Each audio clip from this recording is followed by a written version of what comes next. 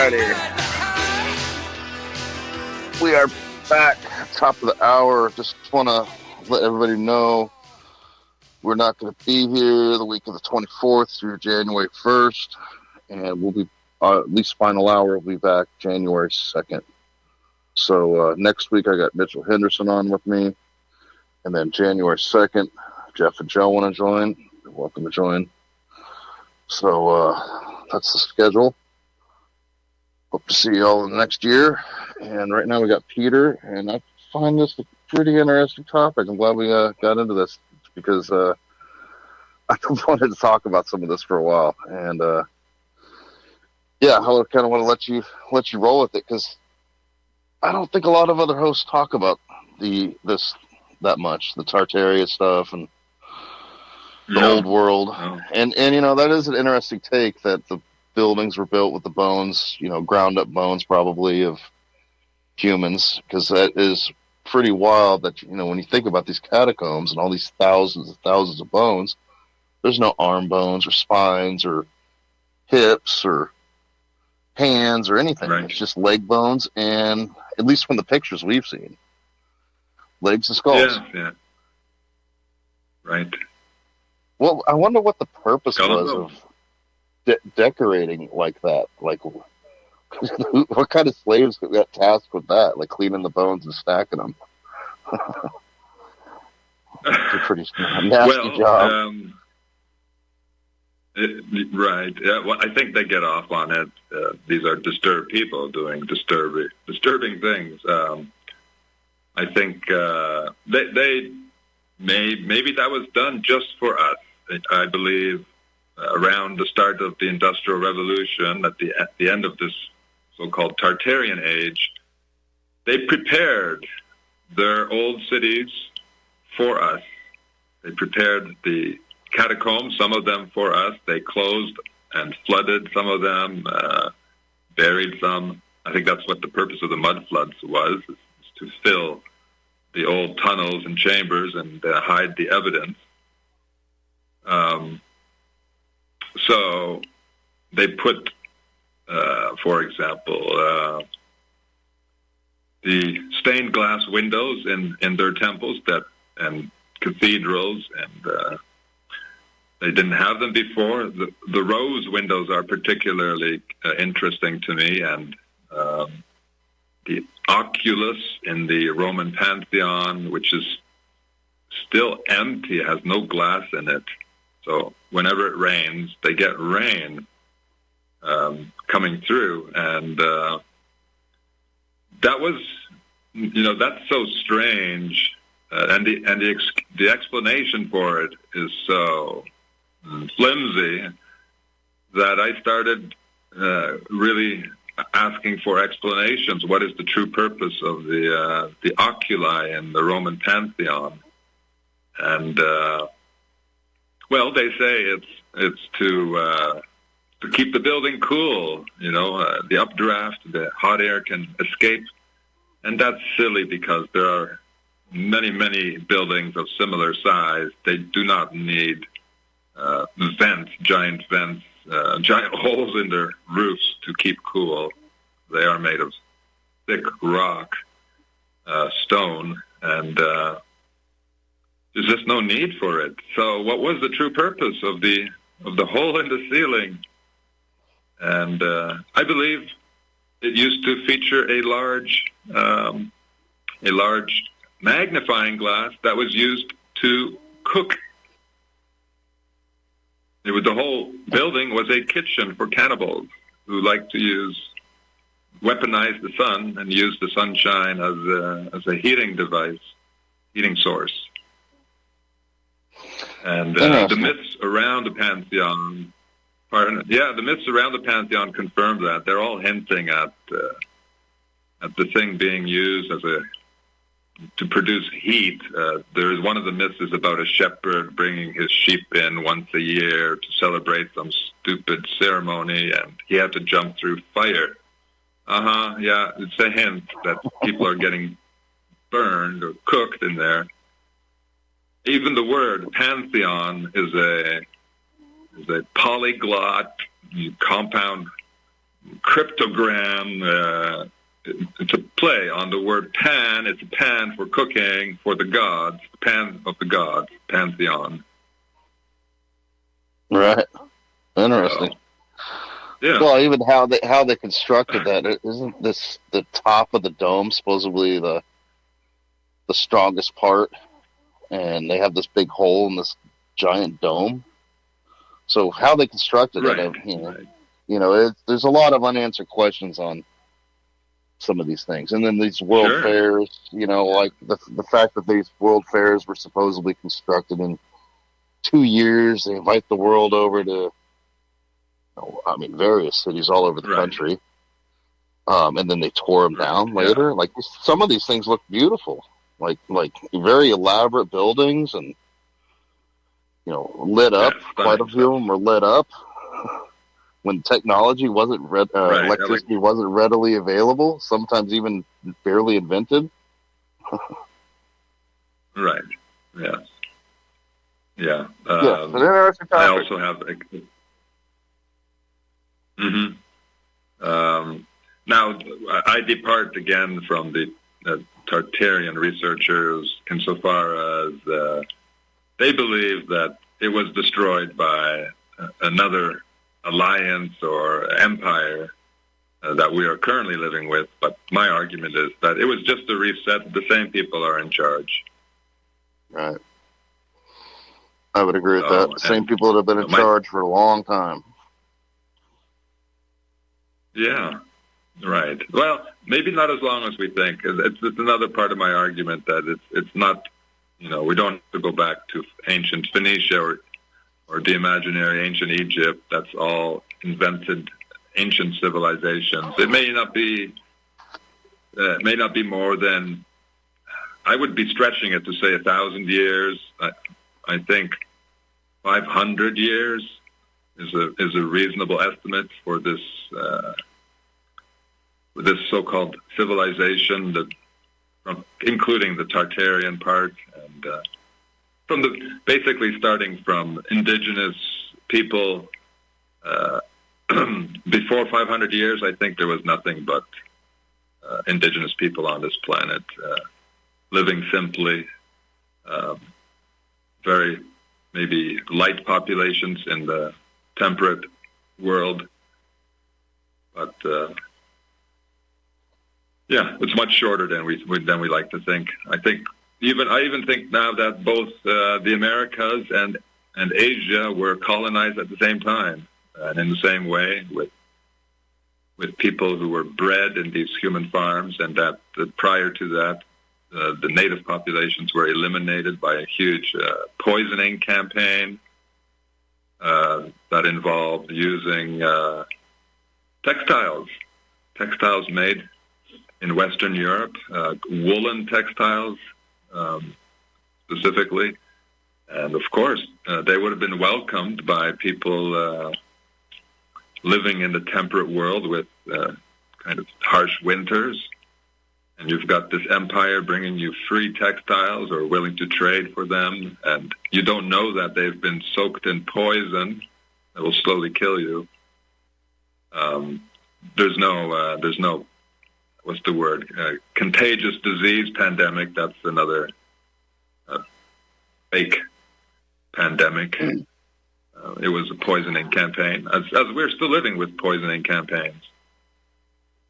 Well, and it kind of makes me wonder about the poisoning of the wells and, the supposed Black Death that happened. I kind of wonder if a certain group of people was poisoning the wells back then. And there's documented things in history that kind of point that out. But, if you think about it, they've been poisoning our water with fluoride for the last 50 years. So it's nothing new. Why? Yeah, why? Correct. Yeah. And it's a cowardly way to kill people, of course, because they don't know what's happening. They make sure it works slowly. They're gone. Right. They are cowards in the end. Right. Yeah. Anyway, the poisoning. I think that was also done with the help of the Catholic Church at the time, which the what are they called? Not the Dominicans. The Jesuits? Anyway, I forgot their names. No, that would be later, but no. Anyway, it's hard to trust any of the history we're given, but they do leave clues, as I said, in the names, and often you just have to question the history we're given. You realize it doesn't make sense. You have to kind of turn it around, turn it upside down, make connections between this and that. Suddenly things make more sense. Right. You know, as I did with, we just did with the bones and the catacombs and the secret ingredient and the old cement that was used. Right. And well, they all these have underground a lot of chambers minions. and tunnels. True. A lot of minions?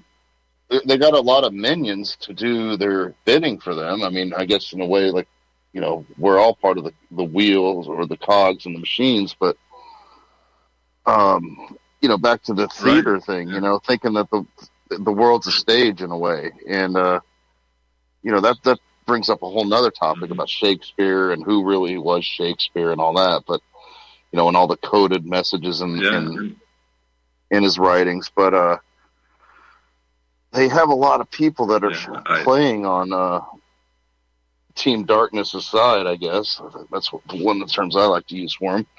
Because it is pretty dark when you think about it. Well, they were actually eating us. Yes, and probably. Mike, what are you doing over there?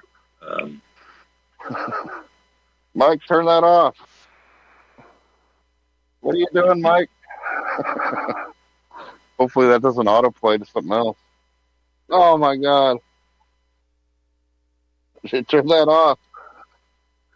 Or is it me?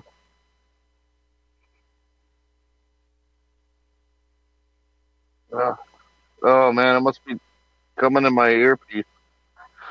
Sorry. Okay, go ahead, Peter. Mm-hmm. Yeah, eating us, raising us underground. Even the word human is related to, I think, the Latin word for underground. Humus, humar means to bury, I believe. It gets hard to remember all this stuff, but it's all in my books. I have 6 books, been working on them for 18, 19 years. Oh wow! So yeah, the word human, the word human is already a clue that. Right. Sorry, go ahead. No, I was saying you got 6 books you've written about this stuff. Is that what you said? Yeah, full of this stuff, chock full of this stuff, and they're not short books, and they're not available anywhere except through my email right now, anyway. Well, go ahead and give the audience your email. If anybody wants to write it down. What's your email? Sure. It's letter G, force, letter G, whiz, as in WIZ, Z, at gmail.com. Okay. Wrote it down. So G-Force, whiz, at gmail.com. G-Force, G-Whiz, at gmail.com. G-Force, G-Whiz, okay. Got it. Yeah, and I'm doing a Sunday show with the host of the Fakeology website. Fakeology, okay. And it's not as loose and open as this. I do actual readings from different chapters. And you recently asked me, have we gone through most of this book? And I said, we would need 100 shows just for one book. Wow. Yeah, I've got a friend that talked about overwhelming for me. Yeah, the meanings of the words, and he gets into the legal stuff with the Admiralty Maritime Law and the deceptive natures of the I'm courts and familiar these with that. judges wearing the black robe of Saturn and I think it has some validity, and it probably was the way things were done in the old times, I guess. But now I'm thinking they're taking this thing to the digital age, and I think it all falls under that communitarian law. What's that? There might not be a court in the future. No, right. No, it might be. You might be judged by an AI. Yeah, an AI judge. Yeah, and it seems like they also planned that, because in the Gospels, Jesus basically advises people not to use the court system. So you could again use the Bible as to support this agenda. Right. And then the gentleman, the three professors spoke about anti-Semitism being weaponized. Well, the entire Bible is weaponizing Jewish people, as is the Holocaust narrative. Right. It's telling them that everyone's their enemy. Well, it's also kind of weaponized the Christian Zionists. They perceive the enemy as the Muslims, and so I think it's kind of worked the opposite side of it too, where you got the whole Zionist movement and the Jews, and then you got the whole Christian Zionists, and they use that term Judeo-Christian, which I don't ever think should be mixed, because they're completely different in my opinion, but maybe they're the same. Yeah. Maybe it all stems from the same thing, Maybe it has roots all going way back. I think as strange, even 20 years ago, I began to suspect that, at least the Bible is not more than 500 years old, but more and more evidence for me suggests that this is very, very recent stuff. Our religions, as I said, we've inherited the Tartarian architecture, the buildings, and our ancestors were probably raised underground. And when they decided to do the reset, they released us. They gave us those cities, what was left of them. They didn't give us the technology to expand them. And they said, well, look, here's a beautiful cathedral for you. And hey, look, we found some scriptures for you. They're really ancient. And maybe they even provided the first priests. Everything was set for us. We just walked into a giant theater. And here we are 200 years later, thinking that our religion is 2,000 years old or more. Right. Yeah, it may be just that way. Point. It's right. It's a great point. I mean, it's making connections between, or just explaining how we could have inherited all this so-called Tartarian, and I don't think we just sailed across the oceans or walked out of our fields and stumbled upon empty cities. I think it was quite different. Well, it ties in with the whole incubator babies and Cabbage Patch Kids. And so, yes, if your theory is right, where they were raising everybody underground and they would just slowly bring out the kids in these orphan trains, but it's a pretty bizarre thought to really think about. But when you go back and read about these things, you're like, orphan trains? Where do they get all these orphans? Like, what do you mean? And who was adopting all these kids, And then they have these big giant insane asylums, which were kind of weird. And I'm like, well, who were all the crazy people they put in these giant buildings? Yeah. It doesn't add up. Imagine if you were, Yeah, not with the conventional explanations or the lack of those explanations. But if you were raised underground and suddenly released and into a new world, yeah, you might go crazy. Yeah. Or you might rebel and. Well, and then you had all the kids working in the factories. Had all these young kids working in factories. It looked like they're wearing clothes that were too big for them. It's like, what is going on here? It doesn't make any sense. Uh-huh. Yeah. And for the longest time, I thought the whole Tartarian thing was just kind of fake. I thought, and sometimes I even still wonder, some of this stuff written by AI, and they make these pictures that supposedly are in the Library of Congress, and I'm guessing some of them are. I mean, I think some people have went and looked at some of these things, the older records, and I believe that some of them do exist, but it's hard to tell these days. And I think they're trying to really even blur the lines more and more. The old photos, the actual old photos of, the World's Fairs and stuff like that. I sometimes had wondered if a lot of that stuff was doctored by AI, making these photos, but I believe some people have went in and checked some of the stuff, and it is there. Have you thought about that? Have you checked out and looked for some of the older pictures and seen if they actually do exist?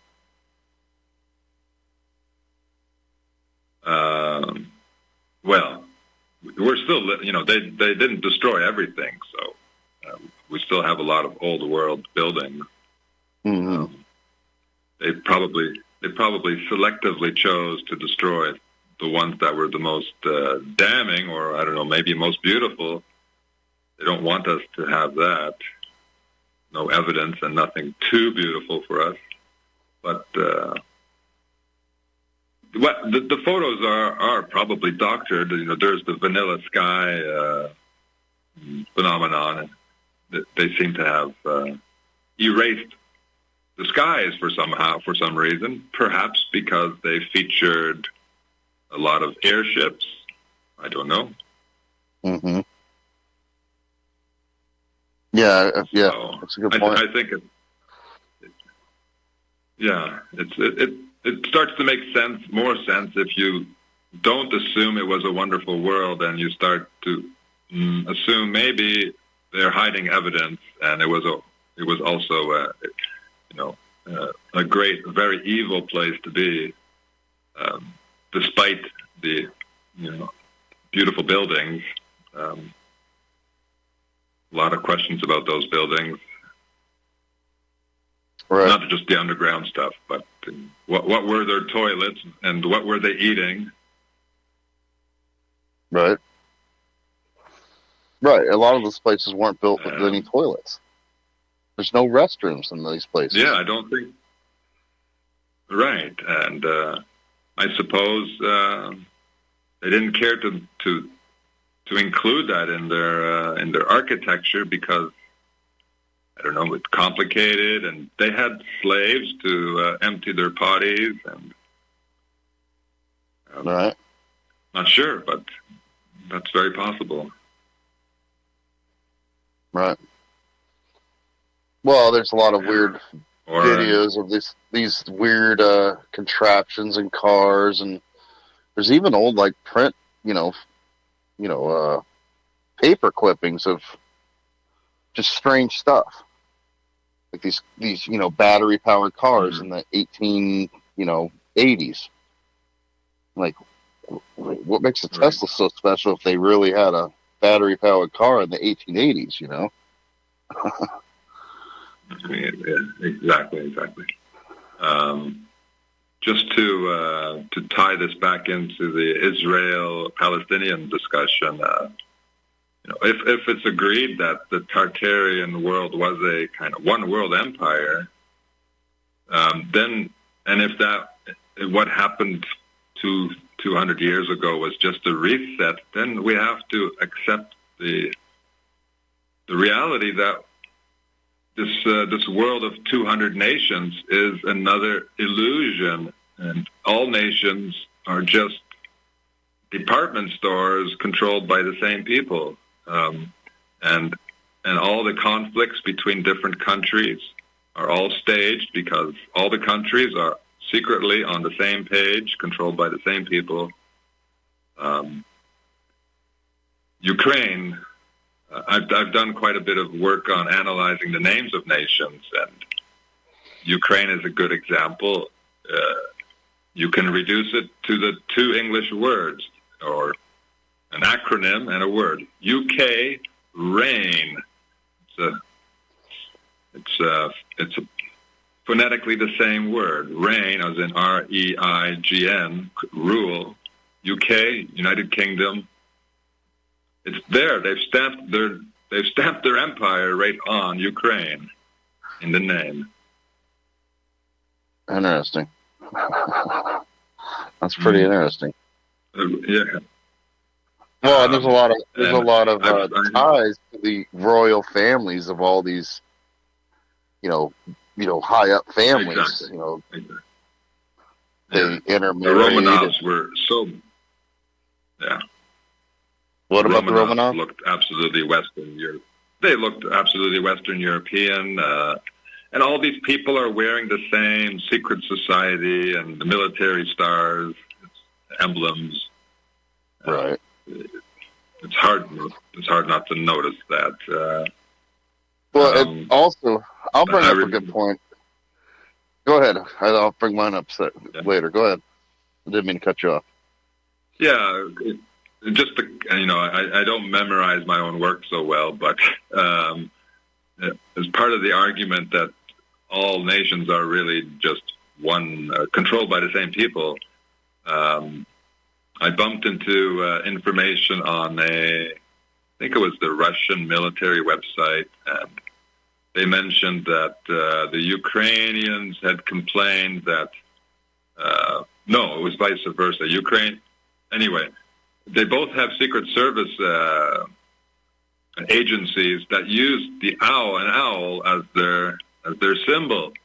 Well, of course, it's an occult symbol too, but that wasn't part of the conversation. But the response on, I think, Russia's part was, well, lots of countries are using the owl as their symbol for their Secret Service agencies. Hello, yeah, that's because they all belong to the same cult. Right. Agree. Well, to tie that in, what you just said, how is it that we have all this conflict in the world, and they all seem to agree on Antarctica?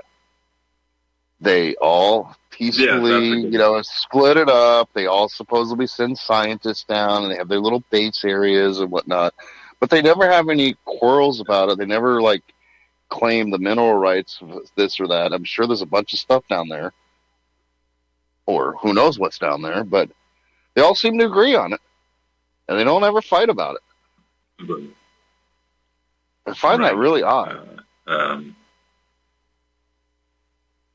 Yeah. And a more contemporary example, with Trump speaking about buying Greenland, that's an inside joke on their part. It already belongs to the same people. We all all these countries belong to the same governors, secret people behind the curtains. So it's a joke on his part. Right. I guess the whole thing in a nutshell is, they've got people bickering about politics, or bickering about certain little issues that, we really shouldn't be fighting each other. We should be kicking them out of power. And how can we do that when you can't get 10 people in a room to agree on anything? So yeah, I think that's the reason for all the confusion, is just to get us all preoccupied, like you were talking about earlier, following this distraction, this shiny object, and never paying attention to the big picture that we basically on a farm, and we're the farmed animals possibly, and that might still apply to today. Yeah. A lot of people that go missing Sure. in this country and all around the world, and human trafficking is very much alive right now. I'm still on the fence about that issue. But still looking for something to convince me that it's real. I haven't decided either way. The missing people or the human trafficking? Yeah, missing people. Right. Yeah, it's hard to say what's real or not. I mean, they just throw a name out there, and you don't know that person. Well, so-and-so's missing. I don't know. Right. Yeah. My argument against it. My argument against it is this: if they can raise their own humans, why go through the trouble of abducting people? Right. It's like, why would you go hunting if you have livestock in your backyard? Right. That's a good point. So I suspect it's just too much trouble to abduct people, and that's why they started the whole farming humans culture. Right. Culture, yeah, it's another interesting word. It's got the word culture has the word cull in it. Not very nice. Right. That's a good one. So the English language is so corrupted. I believe it was completely. They borrowed bits and pieces from other languages, but they changed everything to get their secret occult satanic meanings encrypted into this language. Right. Even the word encrypt, it has the word crypt. You're back to death and the underground. Yeah, my friend talks about a mortgage. The word mort means death. Yeah. Right.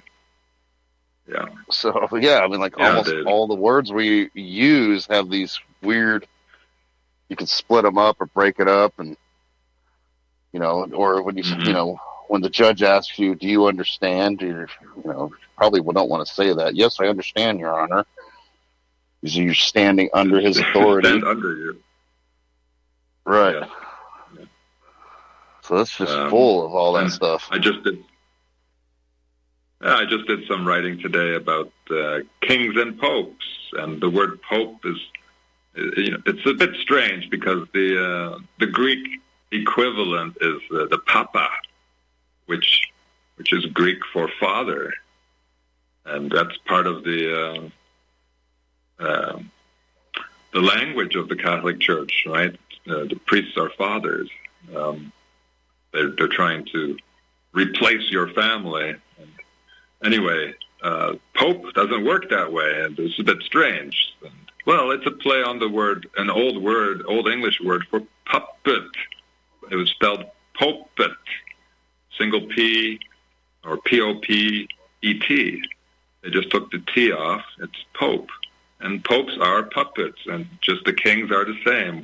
They're not absolute authorities at all. They're selected and placed there by the people behind them. There's an old myth, could be true, and I suspect it is, about kings being sacrificed in the past. Sacrificial kings. Books are written about this. And, the word king, if you take off the G, you've got kin, that means family. If you add an E, you've got kine, which means cattle, which people eat. And we're back to cannibalism and sacrificial kings. Wow. So that's pretty interesting. Have you seen that? The language, yes. Yeah. It's very interesting. Have you seen that clip with, what's her name, Mariana Abrovimich? She's in the back of a car. Yeah. Some guy's asking her a question about Trump, and she talks about what MAGA really means. and it's like the highest Yes. satanic order priest or something or other like that. So yeah, I've got all these people wearing these MAGA hats. It's just, what does that really mean? No, you know? I know. It's right. Yeah.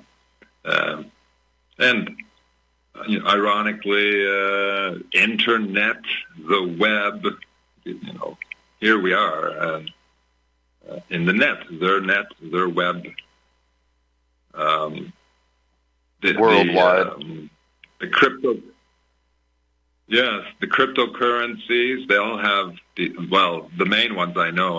I haven't had time to analyze. There's so many of them, but the main ones, even the technology, what's it called? Blockchain. It's a play on ball and chain. You're being enslaved. Bitcoin. The word bit is, why didn't they make it Bytecoin? It's a bit is what they used to put in a horse's mouth to help control it. So it's the language of control again. Ball and chain, a bit. Right. Interesting. There are more. There's so many of these. I mean, like almost everything you can find something like this. That's pretty interesting. I never thought about Bitcoin like that. Yeah, very pervasive. My stepmother wanted to help my ailing father, and she found some kind of scanning, I don't know, radiography. I forget what it was, but it used some kind of radiation. And I thought, what is this machine? I think you have to actually enter it. And I did a check on the name. The name was a play on a nuclear submarine. Oh, gosh. No, that's a hint. You don't use it. Right. That's pretty interesting. Well, everything's got to be reanalyzed and questioned and scrutinized anymore. I mean, Miles Matthews, I'm sure you've read some of his stuff. He completely doesn't think that nukes even exist, that Hiroshima and Nagasaki were basically firebombed. They weren't nuked. There's a lot of evidence that might be true. And yeah, I mean, it's just a way to terrorize the world with this whole threat of being obliterated in an instant, Yeah, people hid under their desks. Children were hiding under the desks. Meanwhile, we're dying of cancer and diabetes and heart disease. Right. Right.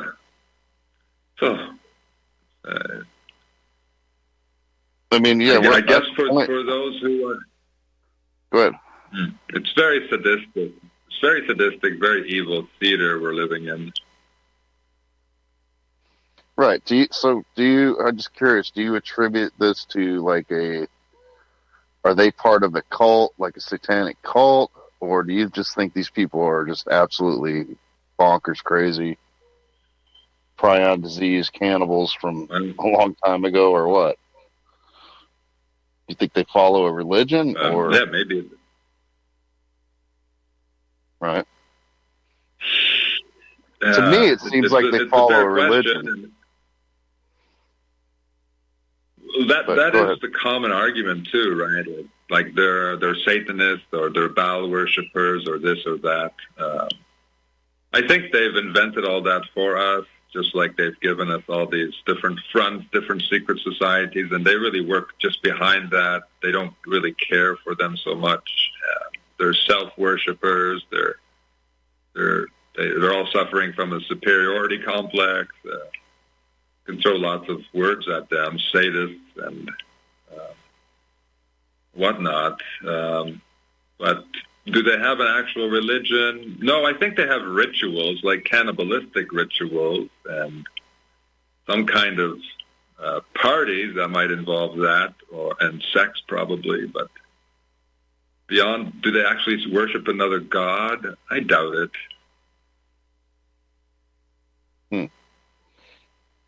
Yeah, they're I don't know. self-worshippers, and they're pursuing immortality through whatever. There's so-called alchemy and adrenochrome. Well, I did always find it odd that, some of the most evil people on earth lived the longest. Rockefeller, Queen of England, Dick Cheney come to mind. Barbara Bush. Mm-hmm. They lived to these ripe old ages. Right, and and American presidents are averaging 180 centimeters. That's 5'11". Right. So not very. That's not the average height of men. A little bit. Sorry, what did you say? I said that's not the average height of most men. Average height is 5'9". No, it isn't. Right. So they may have bred each other themselves a little bit. Anyway, that reminds me of another facet of my research, is that they probably bred the distinct races that we know that occupy the temperate zones, because when you look at the native peoples of the tropics, they're very similar. They're quite short. They're slim. They're all dark, black-haired. But then you go into the temperate zones, and you have the Chinese, very distinct, the Han, and you have the Caucasians, white. And how did that happen? Right. Breeding, maybe intentionally to create division, to make us different, and not recognize each other as the same tribe. And then there's there's an outlier, or there's an exception to this rule. That is the Samoans, the Tongans, and the other Maoris. These three tribes are unusually big among the Pacific and really the tropical peoples. How did that happen? Well, again, the names are a clue. The word Samoan is an anagram for the Spanish word for mason. Masons. Just like the whole Amazon, the word Amazon is it's a close anagram for mason, the Spanish word masona. And the word Tonga, well, it's got the English word ton. It means heavy weight. These are big people, and in the Tongan language, Tonga means south. But that is strange too, because native people don't need the 4 cardinal directions. They don't travel far. This is something that the so-called European explorers needed for their their long travels. They needed the 4 cardinal directions. And what's the other one called? The Maoris. It's pronounced almost the same as the word for, maybe in Latin, mayor, which actually meant large again. So it's too much coincidence, and it's always European languages that explain foreign names better than the foreign names themselves. Right. So that's pretty interesting. Wow. Breeding and disturbing. Yeah, I'm a little perturbed, and that's a good point. Yeah, I mean, maybe this so-called golden age wasn't that golden at all. Maybe it was just more of the same. And kind of rethinking it and looking at some of the evidence. I think you might be onto something. I really do. I'm very much into going back to simpler lifestyles, closer to nature, growing my own food, Garden of Eden kind of thing. Well, Um, yeah, I think we're and kind of destined to head that way if they really implode the economy and the way, people will withdraw from this technology and they will try to find a simpler lifestyle. But I don't know when they roll this whole bio-digital convergence out, like I don't know if there's going to be anywhere to go, because you could see it happening from places like Mexico to Thailand. They got Vietnam. They banned all those bank accounts that didn't have names on them. I mean, they're and telling them you have to consent to our digital ID. You have to get your picture taken to get your money. I think Mexico's trying to enact digital ID. And you kind of wonder, like, really, Mexico, Vietnam, like, that's the places they're rolling this out first. But maybe they're running a test run, and it's all a script. And here, we'll start over here, and then bam, we're going to hit America with it. Yeah, well, I guess China qualifies as the first, but yeah, for sure, they're already there. Yeah, it's an important question. Will they succeed at herding us into their smart cities and their electronic grid? I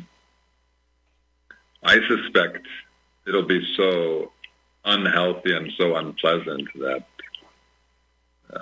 it's and difficult to manage just in terms of infrastructure that it's going to fail.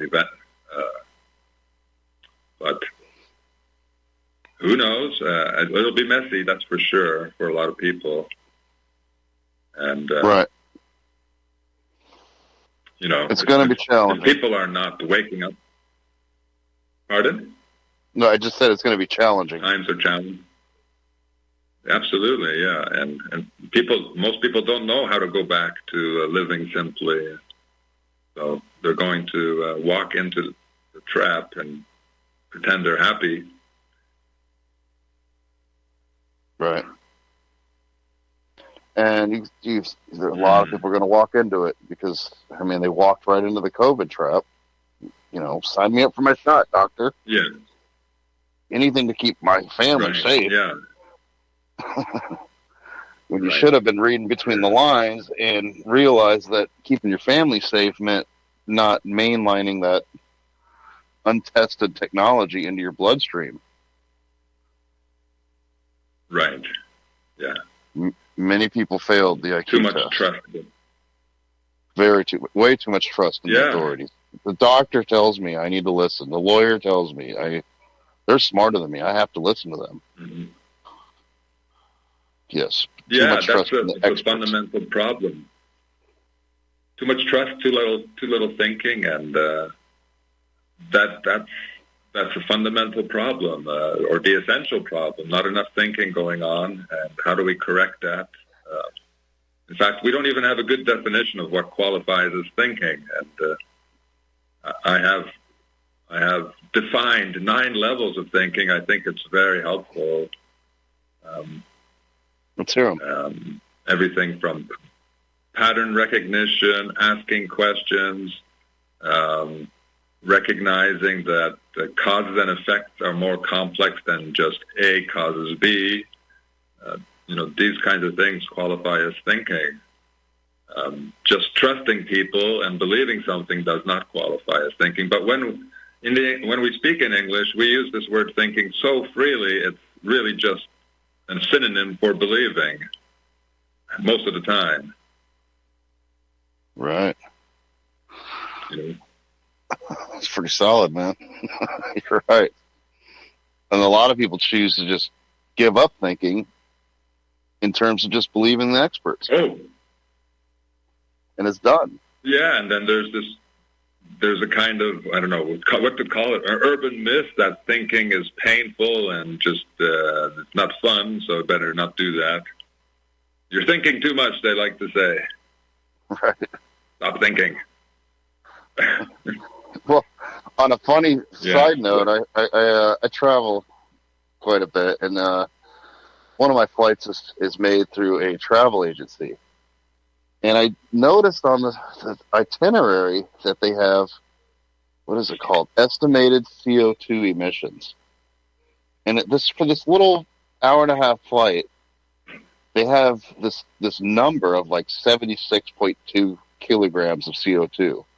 So I call the travel agent up and saying, "Hey, what's up with this? Like, is there any way you don't track this on my itinerary? I don't really like being a carbon number associated with my name." And she kind of laughed, and it's like, well, just humor me for a second. I was like, how do they get this number? Show me the math. Show me how they derive this number, because is this like by the plane load, or is this my contribution of CO2 in this one little plane ride? She just was like, oh my God, really? And I was just, I kept it light. I wasn't like yelling at her or anything. I just wanted to just like question it. Like, what are you guys doing? Where do you get these numbers? Of course, they she's don't not know. going to. She doesn't know. She didn't know. She was like, I don't know. I don't know where this stuff comes from. I was like, well, take it off my itinerary, please. Because I don't want to see that. I don't care. Mm-hmm. CO2 is good for the atmosphere, right? They'll be yes, exactly. Good for plants. Good for plants. Plants. They put them in all the greenhouses when they want things to go to bloom. Why are we trying to worry about CO2? It's been about the same concentration for the last couple decades. It's not changing that much. Right. Anyway, I just thought it was funny. The long multi-million year charts show that carbon content was higher when the planet was basically a big jungle. That's true. Right. Plants grew huge. Insects grew huge. Animals were huge, supposedly, if it's real. I don't mind admitting that I fell for the climate change a little bit. I wanted to do something for the world, and I thought, okay, the climate change. I joined a group, with that crazy group called the Extinction Rebellion, and I just got annoyed by what they were doing downtown Toronto at the time, and I thought, why are we focusing on carbon? I don't know anyone who died of carbon, but the toxins in our food and our water and air are killing us. Why aren't we talking about that? So after about 2 months, I abandoned them. But yeah, it's another distraction. We're dying. We're not dying of carbon. We're dying of mercury and whatever else they're using. Thousands of invented chemicals. Right. I mean, I got a whole problem with the whole recycling, thing. People, do their little recycling business, and they think that's helping to save this planet. And I'm thinking to myself, there's only one plastic that they actually recycle out of your little plastic that you throw away. They barely recycle the paper. A lot of times it just ends up in the landfill. So why am I going to make these guys rich? I'm not going to recycle. Yeah, no. And everybody gets mad at me. It's a feel-good thing. It's a feel-good thing, and they get mad at me when I throw something that's supposedly recyclable away. They're like, it doesn't go there. It goes in the recycle. No, I want to throw it in the trash. They get mad. They lose it sometimes. It's kind of funny. Yeah. It's like not wearing a mask during COVID. Yes. Just about. It's probably ending up in the landfill anyway. So. Right. And the energy required to recycle this stuff is more than it takes to make a brand new one. So. Right. That's all around. It is a tragic comedy we're witnessing right now. And I tend to agree with you. It is all a script, and it's a big play, and we're all the little actors, and even though we don't want to be, we're all the extras in the set, right? Yeah. We need to stay focused on how to stay healthy in this place and keep our minds clear and healthy, and maybe figure out how to avoid stepping into the electronic prison that's coming, the next stage. Yes. Couldn't agree with you more, Peter. Well, could not agree with you more. So let me, last couple minutes here. We got a GForceGWiz@gmail.com if you're interested in checking out any of his books. Email him. I'm going to email you when you get a chance. And you can check him out on Fakeology. Is that on YouTube? Fakeology, is that on YouTube? No, Fakeology. Or you get a website? He probably has a YouTube channel. He has his own platform, a video streaming platform, FakeoTube. So I'm there every Sunday. On FakeoTube or Fakeology.com? Right, yeah. Other researchers are posting a little less, well, no, they're posting also stuff related to this fake theater world we're living in. Nice. I'll definitely check it out. All right, Peter. All right, it's been a good show, man. Yeah, it was fun, man. It was a good time. All right, we'll be in touch, Peter. I'll get your email from Brian, and have a good night. Thank you, everybody at RBN. Thank you. We'll see you next week. Sleep well. Take care.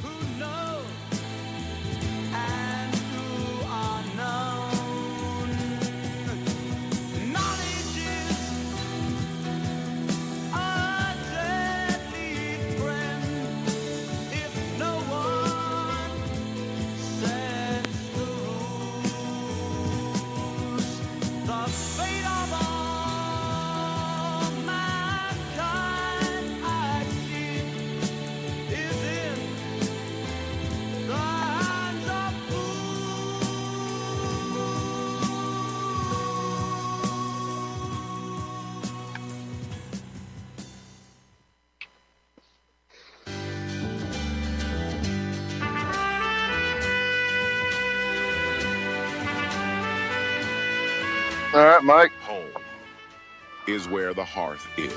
In days gone by, the hearth was the center of the home. A social space where the family would come together to spend time and cook. The warmth of the Liberator rocket stove makes a house feel like a home. So welcome home. 100% American made, the Liberator rocket stove heats for a fraction of the cost of other methods. Your home can be safely heated with firewood, wood pellets, or twigs from your yard. The Liberator rocket heater is waiting to be part of your home.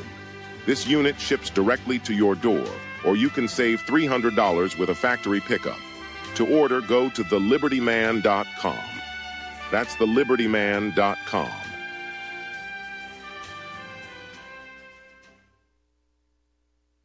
You're listening to the Republic Broadcasting Network. Because you can handle the truth.